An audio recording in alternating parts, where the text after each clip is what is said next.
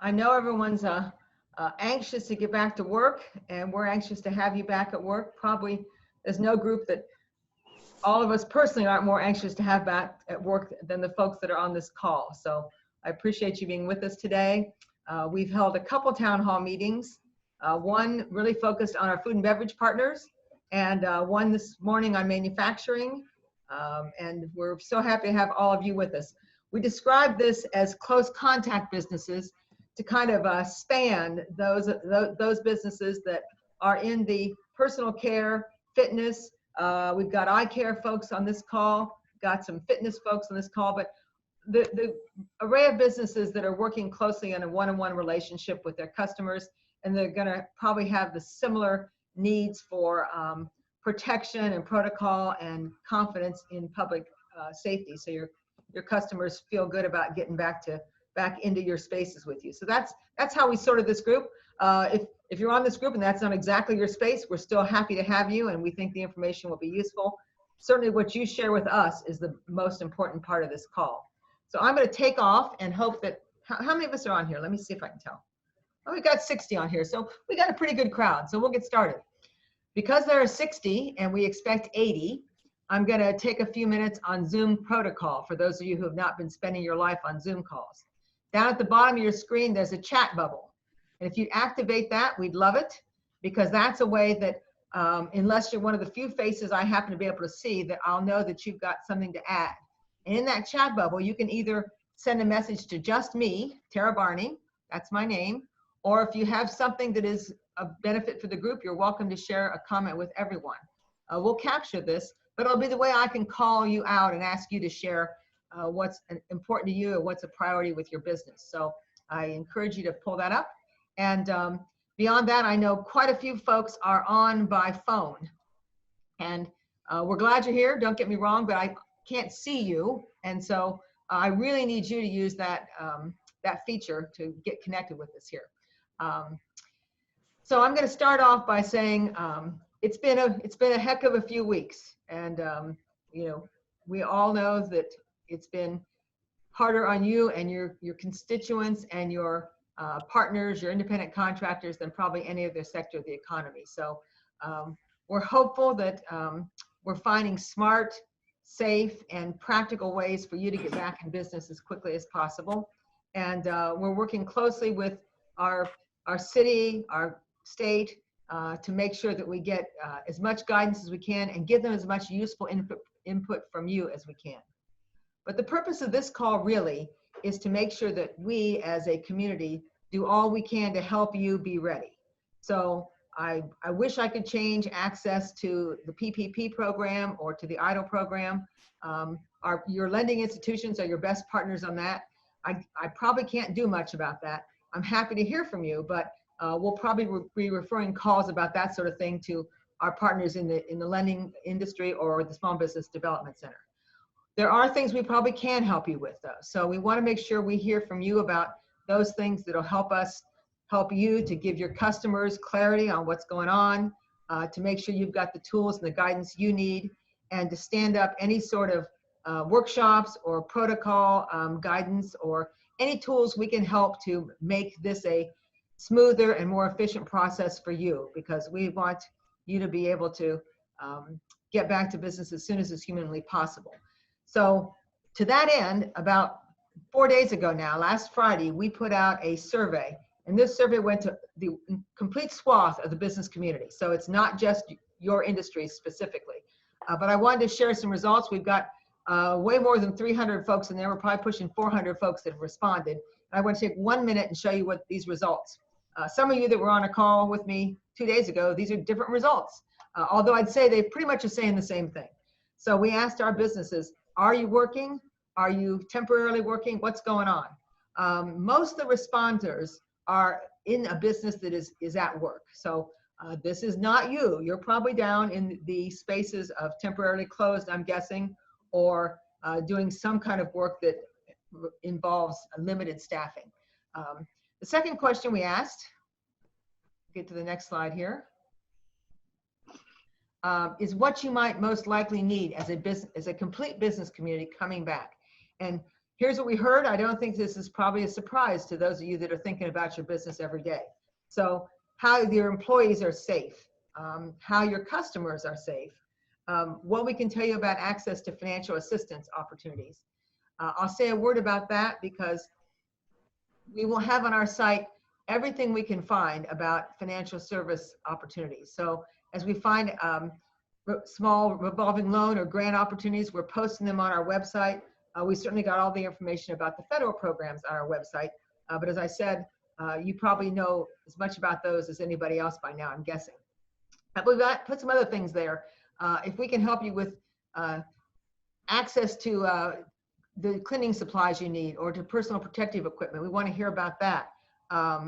If there are other programs or criteria that are coming up in licensing, we want to hear about those sorts of things. So you can see the results we got back. The community as a whole is really looking for how they help their employees to be safe at work, really looking for information on how they give their customers clarity on what's going on. And so this is what I use to set the agenda for today. And then there's one last question, so I'll show you that real quick, and then we'll get on to talking.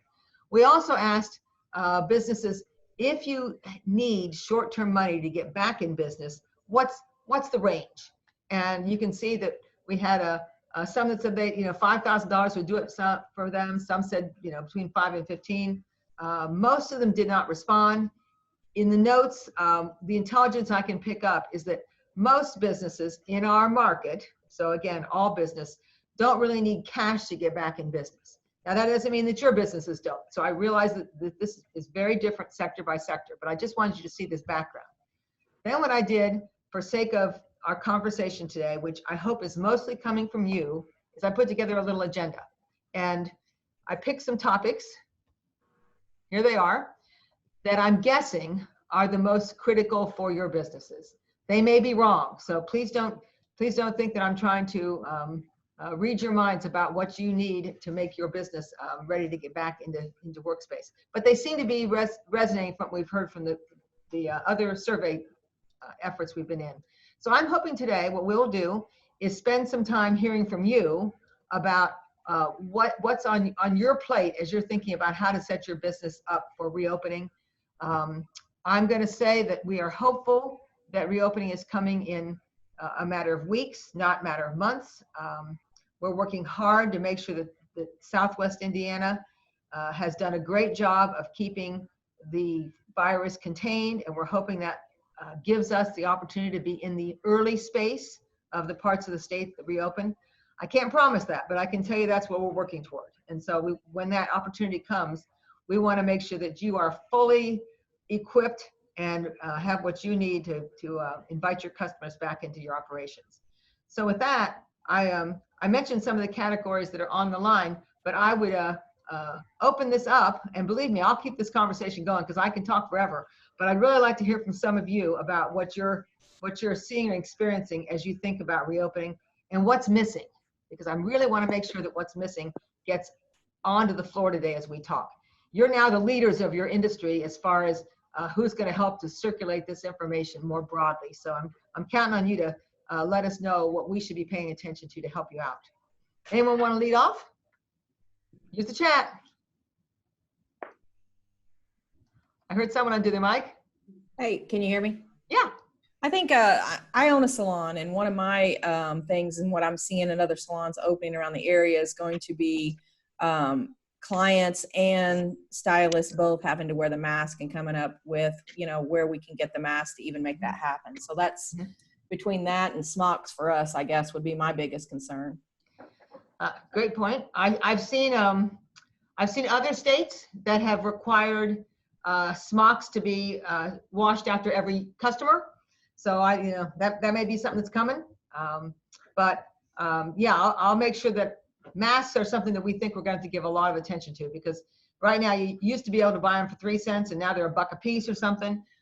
It seems like there might be a space for homemade masks in this space, but I don't know that for sure yet. So good point. Anyone else want to pile on how you? Yes. Hi, my name is Julie Brendel, and former owner of Beau Cheveux, and I've been in the hair business for almost 40 years now. So some of the thoughts that I have are I have invested at least $1,000 in duplicating capes, brushes, combs, all that kind of stuff. I have hand sanitizer. And I was fortunate enough to have one of the rapid COVID-19 blood tests. And fortunately, and unfortunately, I tested, so I now have antibodies. So I actually have the immunity, so I could not give it to anyone, nor could I get it from another client. So I'm in a good position. The other thing for cosmetologists that they can do is go on the Barbicide website, and they have a certification program that takes 45 minutes, and you're able to take the sanitation class, and that way you can print that out and put it on social media so your clients know that as a professional, you're taking that very seriously, their health and your health.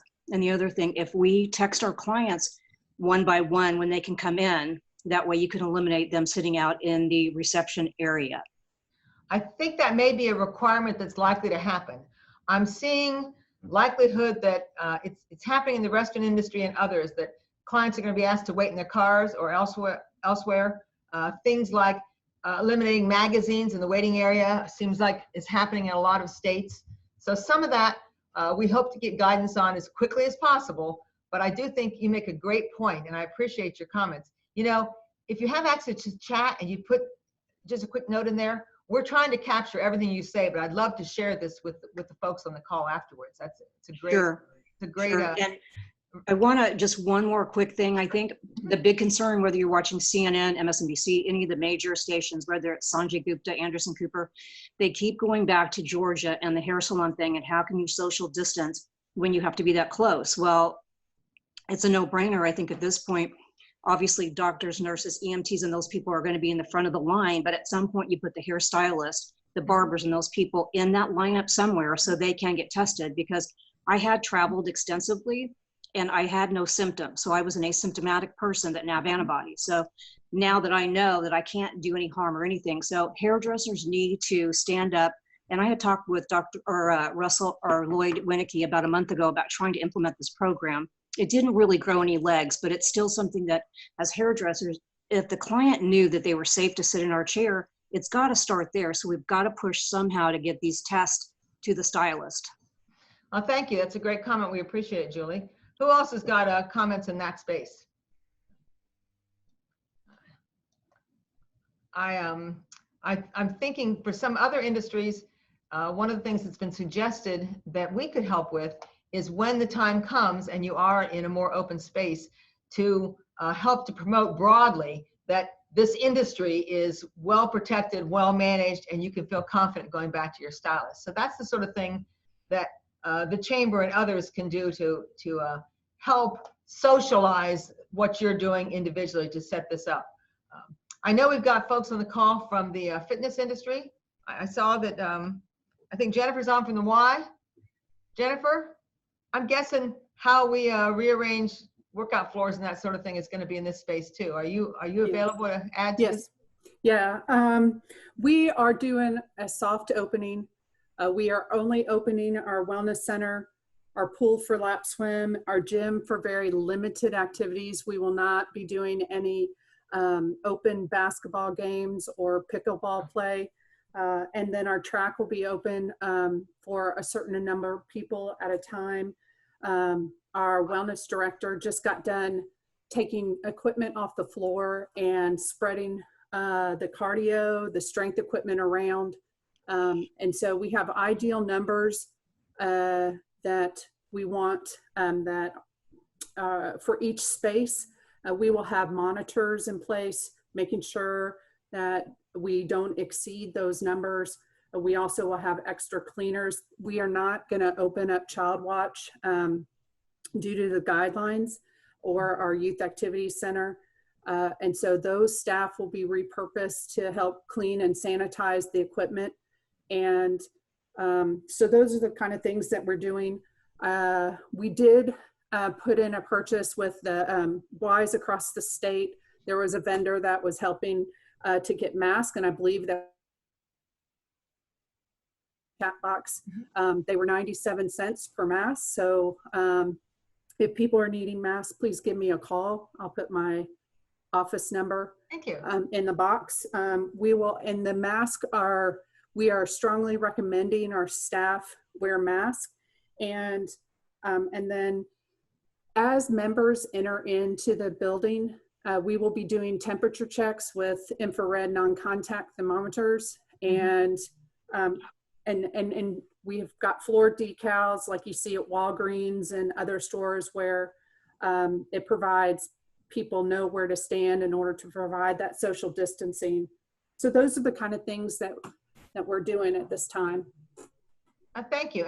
And I'm guessing for the other folks on the call that are kind of in the fitness business, that's the same protocols that you have underway. Are you running into any particular problems with putting these plans in place? This is Trey from Bob's Gym. We've got a lot of those same protocols established.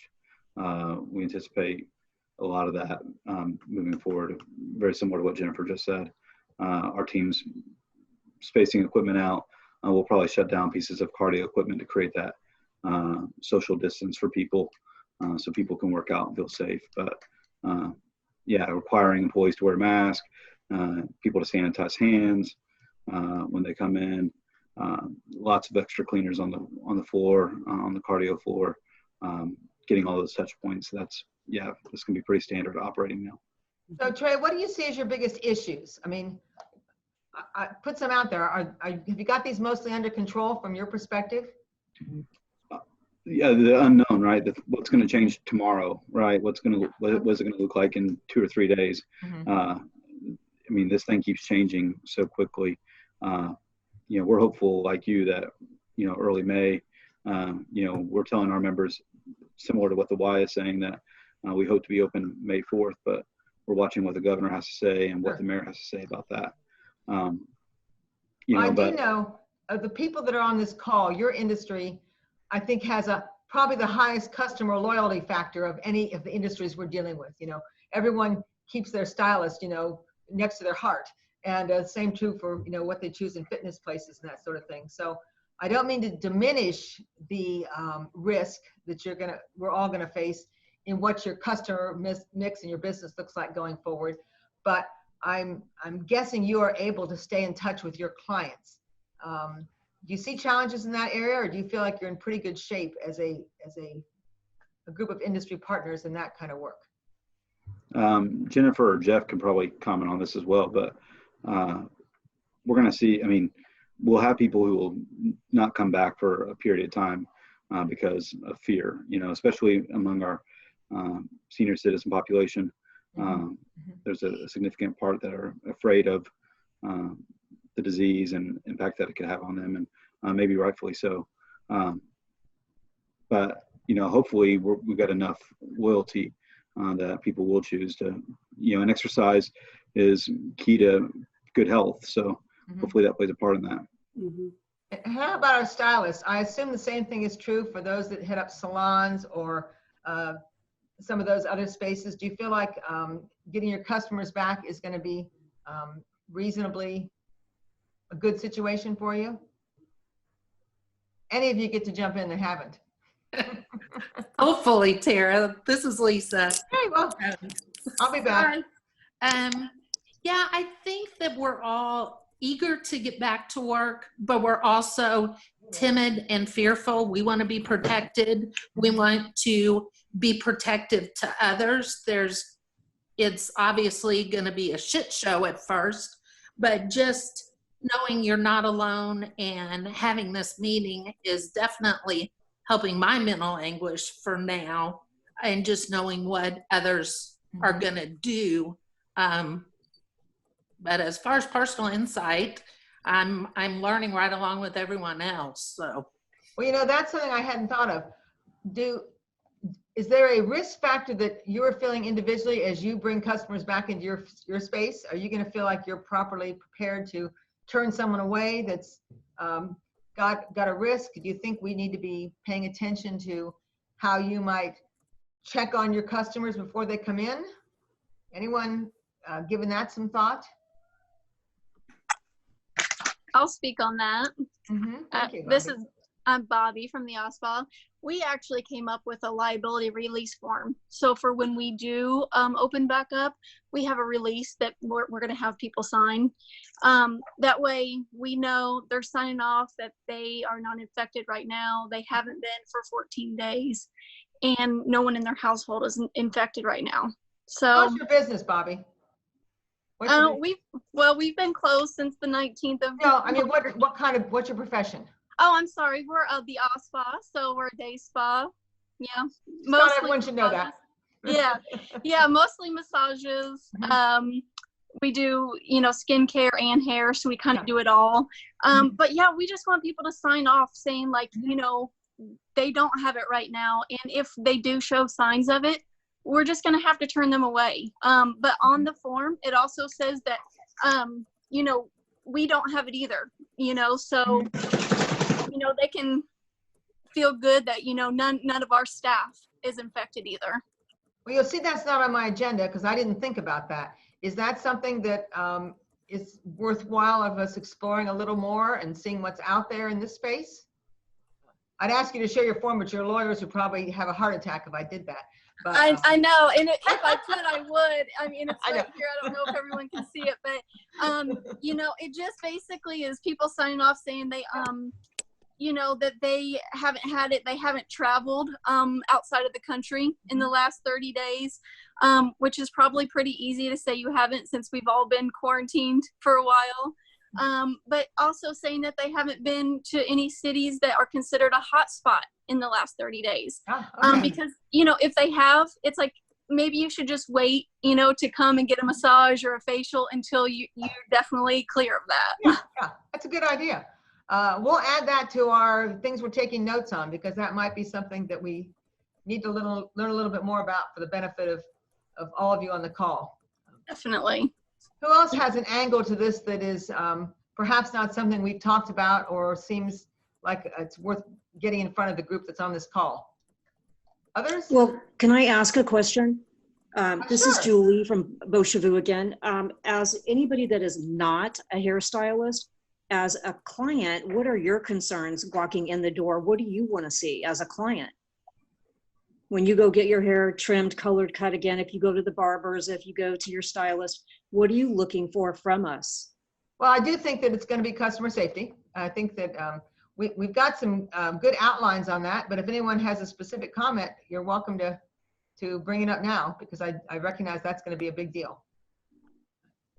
It's a big deal for every part of our industry that's opening up. Yeah, I think that just knowing that business had a plan in place each day, that are taking temperature of employees, looking for signs of illness, and then sending those employees home whose temperature was not normal but elevated. I think just having those plans in place and wearing masks, I think that's something that would bring me comfort as I'm walking in. Mm-hmm. Thanks, Jennifer. So how about you employers? Are you having concerns about getting your employees back and what they're going to need? Any perspective on that you might want to share with the group? This is Lindsay from Blue Duck Salon. I think our concern is everybody wants to get back, and we're not having any problem with that, whether it's unemployment or the PPP loan. It's the fact of not knowing maybe the maximum occupancy that we were going to be able to have when we open, and everybody working out different shifts and working enough. Like, we're not going to have a problem, I think, filling the chairs. We'd probably be swamped if we were allowed to, and I think that's a concern of trying to get everybody in and spreading out everybody and everything. Yeah, great point. Well, it's not my role to tell you what it's going to say, but you can bet that safe social distancing is going to be front and center in this. So if chairs aren't 6 feet apart, there's probably going to be, a dynamic there. I know a lot of industries are looking at adjusting their hours so that they can, meet some of these requirements, because in certain industries, like the food and beverage folks we were talking to, they've got a real tough situation because, all that happens in a tight window of the day. So yeah, there's going to be some adjustments that are required. There's a lot online. We can post some things if it's helpful that are the examples of what your industry associations are saying, because that's very likely to look like what the guidance will be from the state.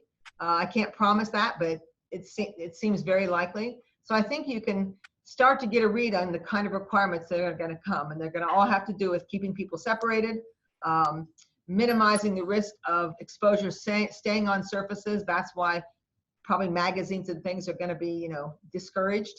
So I think there's probably quite a bit we can figure out in that space, but I did wonder about getting employees to feel good.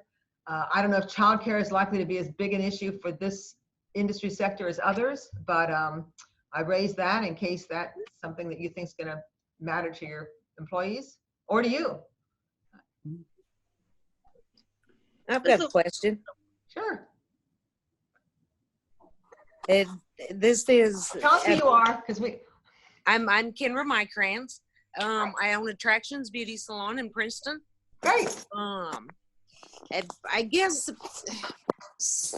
I have a large salon. Mhm. I've got 15 girls in there total.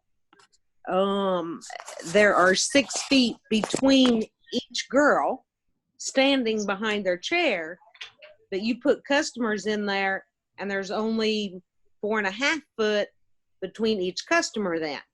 Mhm. So what we were looking at doing was going every other chair, every other day. Mhm.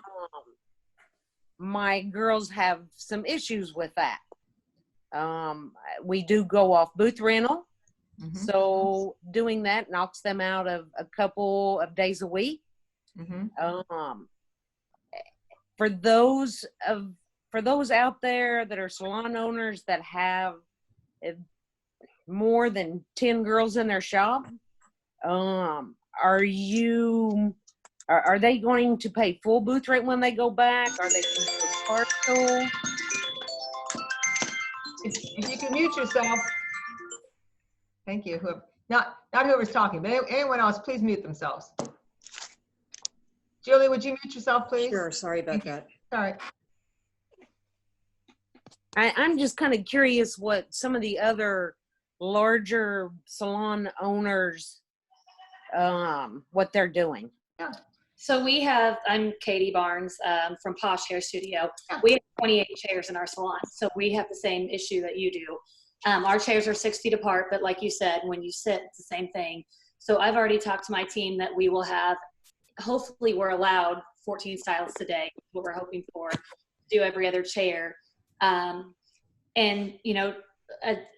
Team A would work Monday, Wednesday, Friday. The next team would work Tuesday, Thursday, Saturday, and then flip-flop the next week is our hope. They can work, from 1 o'clock in the morning till midnight if they want to, so they can work all day. So for me, for bills wise, they'll have to pay full booth rent. They are getting away with not having to pay it right now, obviously, while we're closed. Okay. So that's our plan, and we hope that we can work at least half staff when we do open. Okay, thank you. Yeah. Appreciate that. My name is Ellie Schmidt with Salon One, and I agree with Katie. I'm pretty much we have 10 stylists, 1 nail technician, and then our receptionist. And our hope is also 2 flip-flop days. And also with that is we are going to open up this Sunday. So if somebody needs to work a half day on Sunday, they definitely can do that. I mean, we're willing to open up whenever they need. Also with hours, I mean, they can work as much as they want. So we are going to be pretty much doing the same with the booth rent. They have to pay the full because right now they're getting away with not paying, and I've taken the burden on for that just for my girls. So yeah, I'm pretty much the exact same. And I did have some ideas or questions maybe for the other salon owners.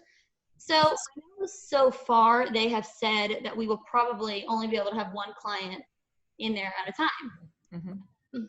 So with us working half of what we maybe typically would, and then only being able to get 1 person in whenever we're already so behind.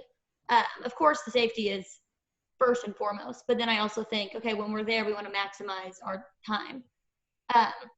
So some of our girls asked if it would be okay if when they would do a root touch-up, that person would go sit in their car while they process, so that we could do a haircut in between them and then text them when it's safe to come back in, since we set timers for them. I didn't know if this would be an option, but it's definitely something that we have talked about just to maximize our time when we are there. Good thinking. Well, I think that's probably the sort of thing that you all can share with each other and build some best practice out of this. We are going to share your emails if that's okay with you. We'll check back. So if anyone doesn't want, you can let us know. But I do think that's very interesting thinking. I know there's some barbers on the call. Are there any different issues for the barber half of this business? I don't want to put you on the spot, but I can see you're there. I unmuted you. Well, we've been talking about, you know, we just have a small shop. It's just me and then my wife's part-time. And we were talking about, you know, definitely wearing the masks for a while. I've talked to clientele that they're talking about that they feel comfortable wearing masks for a while. So whatever they want to do, we'll just have to learn to cut around them and that as much as we can. We've got a small waiting area, but we're going to probably move it out into a hallway area where we can definitely space people. And then in between clients, we talked about sanitizing chairs down again, wiping them down, the parts that, at least your contact parts of your chair, you know, with wipes. And then even like the brushes, I see that as being a no-no, going to a clean towel each and every person, doing that there where we can't, you know, cross from one to the other. And I'm still thinking about what other things we can do to keep the clientele as safe as possible. Oh, thank you. I know the industries are highly aligned, but not always identical. And I also know there's quite a few people on there here from the eye care industry. Anyone want to speak out on behalf of you all on what you're thinking are the biggest challenges?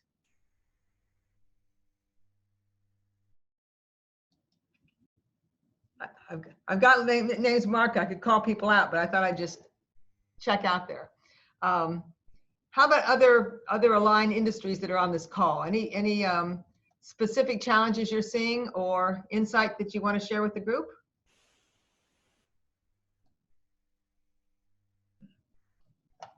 Hey, Ellie.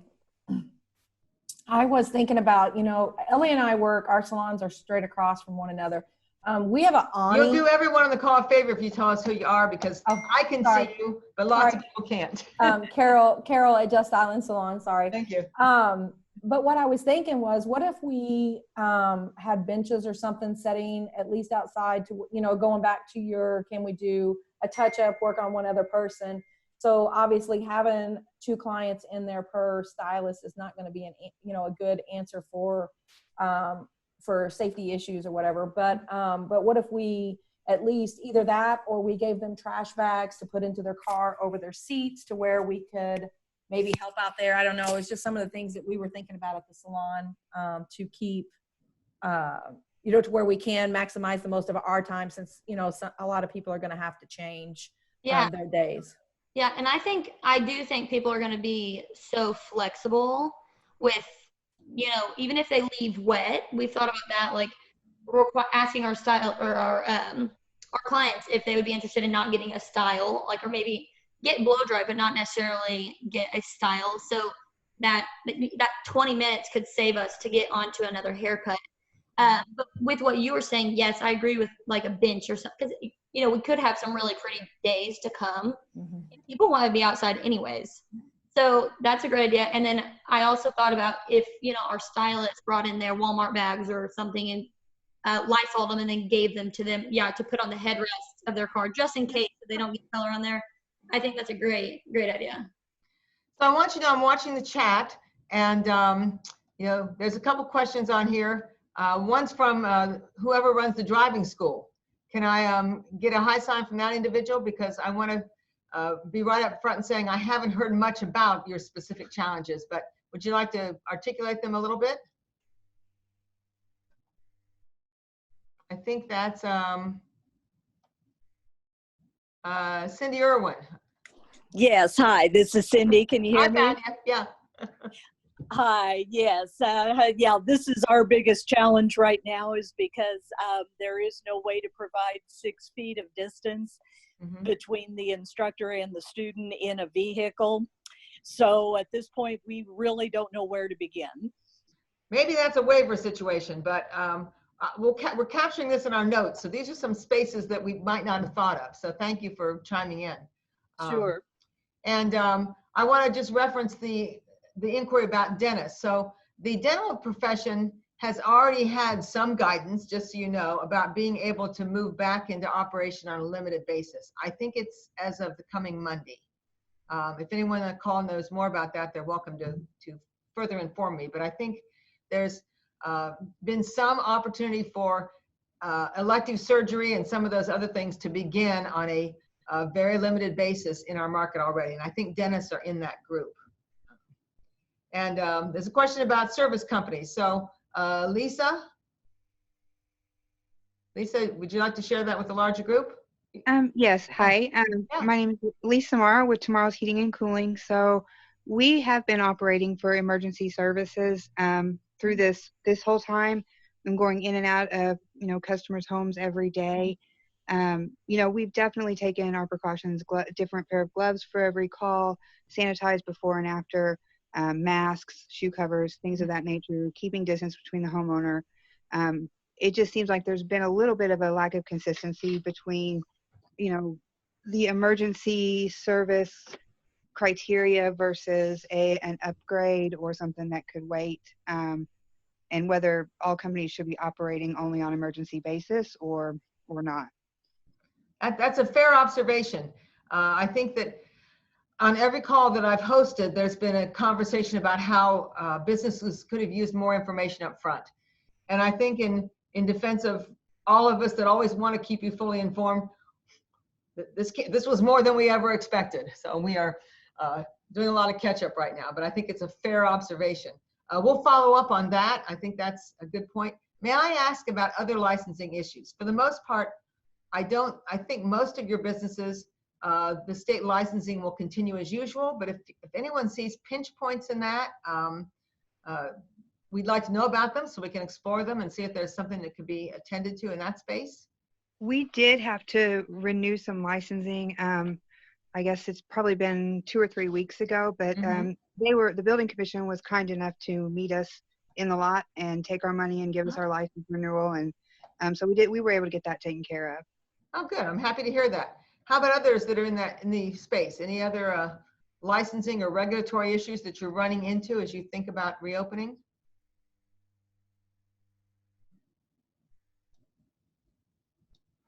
All right. So who haven't I asked something of that has an experience or a point to work their way through that you could share with us so we can get it on our list? There's 80 of you. I know you're thinking about these things. Well, I will share a little bit about what we intend to do. Some of these things, there's enough consistency among industries that we're going to be setting up workshops. So it might be on how to use social media more advantageously to get out to your clients. Some things like that might be useful tools to you to help reboot your relationship with your customers and your clients. As I've said, I'm guessing some of that is a little easier for some of you than others, but we think that's something we can be helpful with. So we'll be putting some of those opportunities up. Next week, we've got a webinar set up with 4 of our law firms that will help to get to some of the questions that have even come up today on liability and that sort of thing. So that's in our to-do list.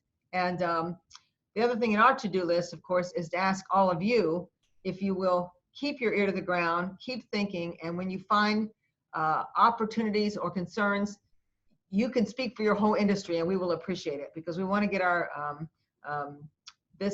this kind of opportunity to get Southwest Indiana opened up as smoothly and safely as possible out to as many businesses as we can. I'm seeing a question here that I looked past and I apologize. It's about large gatherings.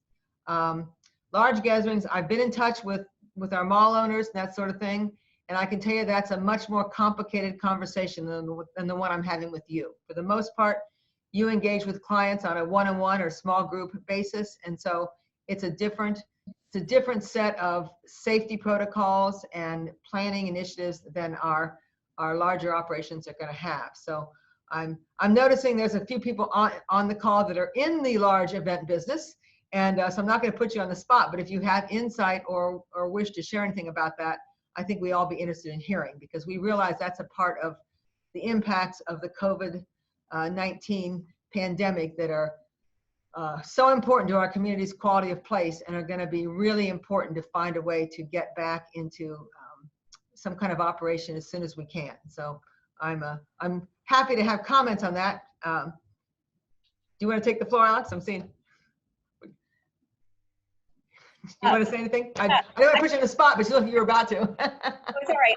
Yeah, I mean, obviously we're sort of at the whim of everybody else not having a lot of information. I'm Alexis, I'm the general manager at the Old National Events Plaza, but you know, based on all the data that I'm seeing, consumers aren't interested in going back to, you know, venues like ours for at least 3 months. And then of course, when they do, they're going to be looking for, you know, all the precautionary measures that we're just not even sure what those are yet. So the more studies I read and the more I hear from some of the authorities and associations and governing bodies of our, you know, meetings and events and entertainment industries, I really think it's going to be left to not just the states, but the cities to kind of determine our own practical and safe measures. And then, you know, do our best, like everyone else, to inform the public on what those measures are and, and you know, provide some opportunity for Q&A and feedback so that, you know, we're taking the right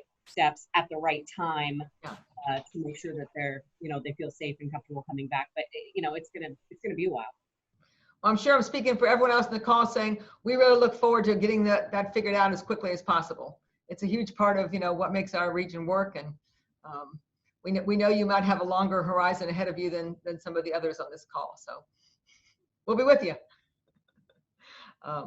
Lana Mitchell, would you like to unmute? Yes, can you hear me? Yeah, just fine. Hi.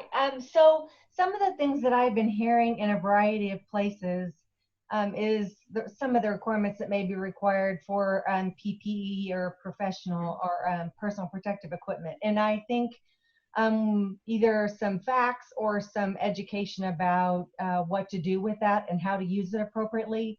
So for example, I'm sorry, I'm the owner of the Glam Bar Salon on the east side.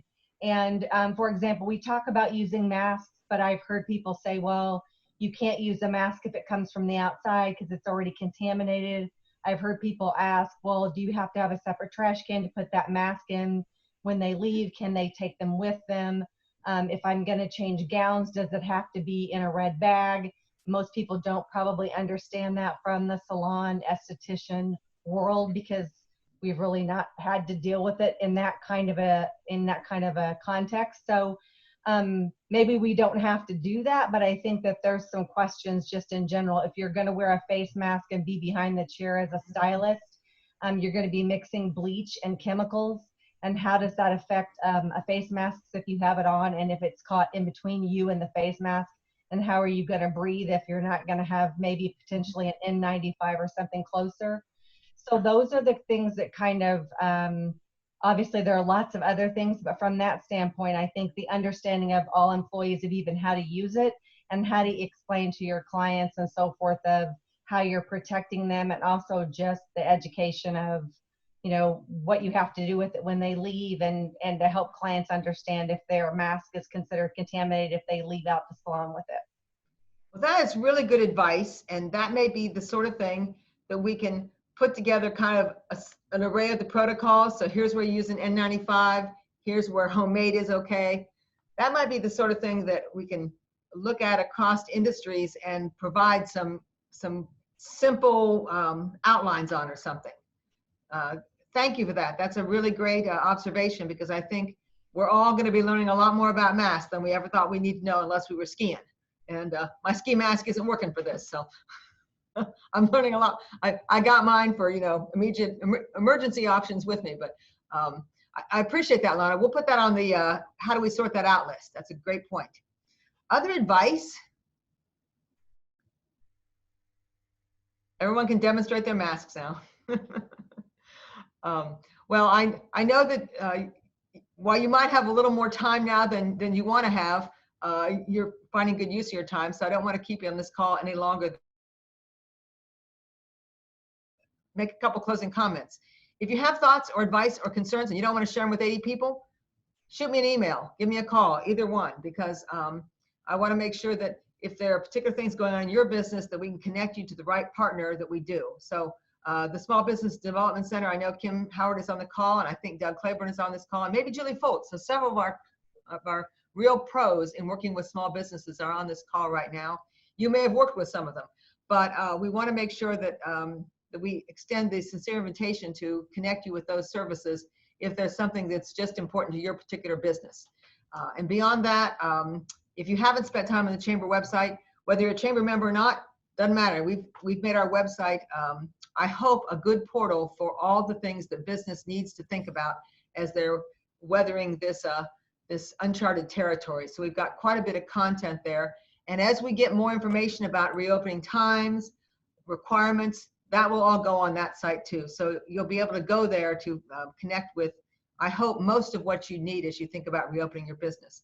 But above all, there's several sectors on this call, whether you're in the hair salon business, the massage business, the fitness business, you all have your state associations, and they are doing really very significant work on guiding the governor and others on what the actual protocols are going to look like. So I'm pretty confident that you'll be getting access to that information through your industry associations as well. So we want to make sure we're helping you in your hometown here, but I think that there'll be other good guidance coming from your state partners as well.